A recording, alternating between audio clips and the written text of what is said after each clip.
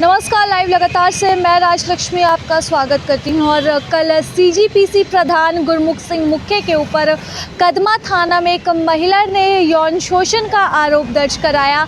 साथ ही महिला के द्वारा वीडियो फुटेज भी पुलिस को सौंपा गया, जिसके बाद कल से ही सीजीपीसी की राजनीति जो है वो पूरी तरह से गर्म हो गई। चूँकि चुनाव को लेकर पहले भी इनके बीच एक बार झड़प हो चुकी थी और फिर वापस से यह मामला सामने आने के बाद पूरी तरह से उथल पुथल की स्थिति हो गई। और आज सीजीपीसी ने एक बैठक का आयोजन किया था, प्रेस वार्ता का आयोजन किया था, लेकिन बैठक का आयोजन सीजीपीसी के भवन में नहीं हो सका, चूँकि कल कुछ गुस्साए युवकों ने भवन में तालाबंदी कर दी थी, जिसके कारण आज भाजपा के कार्यालय में यह बैठक करवानी पड़ी। सुनिए क्या कुछ बैठक में फैसला लिया गया अगले कदम पर। तेलुगु गुरुद्वारा का प्रधान हूँ गुरमीत सिंह, और आज की जो ये आपात स्थिति में मीटिंग बुलाई गई है, ये चूँकि कल जो बहुत ही शर्मनाक घटना हुई है, जिसमें कि सेंट्रल गुरुद्वारा प्रबंधक कमेटी के प्रधान गुरमुख सिंह मुख्य पे कदमा की किसी महिला द्वारा जो आरोप लगाए गए हैं और उस पर एफआईआर हुई है, जिसको लेकर सारा सिख समाज इस शर्मनाक घटना से बहुत ही शर्म से डूबा हुआ है।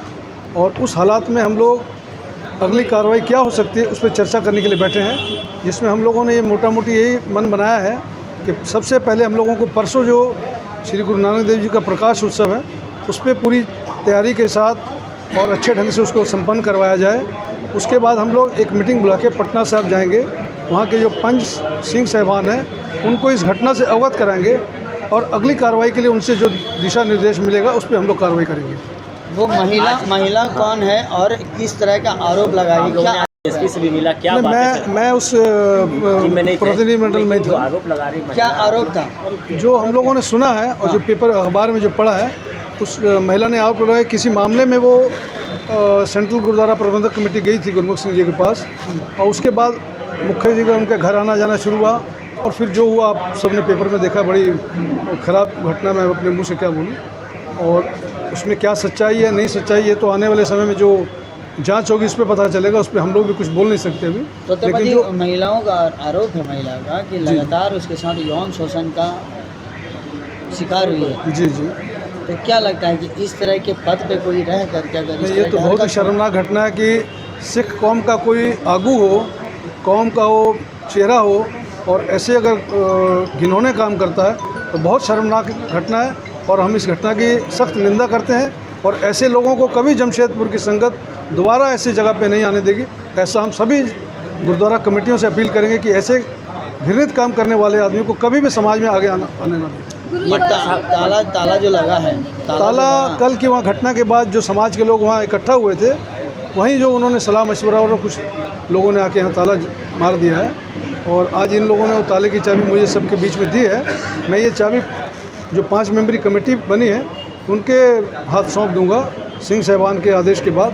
और जैसा वो लोग चुनाव के समय या जो सेंट्रल गुरुद्वारा प्रबंधक कमेटी का संविधान है उस मुताबिक अगली चुनावी प्रक्रिया जो होगा वो लोग अपने सिंह साहिबान के आदेश के बाद अपनी करेंगे। पटना साहब जाने की जो बात आप बता रहे हैं, वहाँ जाके क्या निर्णय हो, क्या वहाँ हम लोग ये जो ताज़ा घटना हुई है कल, उसकी सारी जानकारी उनको, वैसे जानकारी तो अखबार के माध्यम से मिल चुकी है, लेकिन फिर भी पर्सनली मिल के उनको जाके बता के, और अगला आदेश जैसा कि उन्होंने पिछले आदेश में लिखा था कि नगर कीर्तन के बाद 15 दिन के अंदर गुरमुख सिंह मुख्य चुनावी प्रक्रिया शुरू करी। तो मुख्य जी ने चुनावी प्रक्रिया पिछले 1 हफ्ता पहले सारे गुरुद्वारा पर को चिट्ठी लिखी थी कि आप अपने अपने मेंबरों की लिस्ट भेजें। तो और इसकी जानकारी उन्होंने पटना साहब को दे दी थी। एक तरह से उन्होंने चुनावी प्रक्रिया शुरू कर दी थी। लेकिन इस बीच जो घटना घटी है उसके बाद मुझे लगता नहीं है कि वो आके इस अगली कार्रवाई को पूरा कर सकेंगे। इसलिए वैसी स्थिति में हम लोग पटना साहब जाके उनसे सारी बात बता के और उनका अगला आदेश जो होगा उस पर हम लोग अपनी कार्रवाई करेंगे। तो अब पूरा मामला पटना साहिब के पंच परमेश्वर के हाथों में रहेगा और जो पंचों के द्वारा फैसला लिया जाएगा पूरे मामले पर, उसी पर सहमति जताई जाएगी।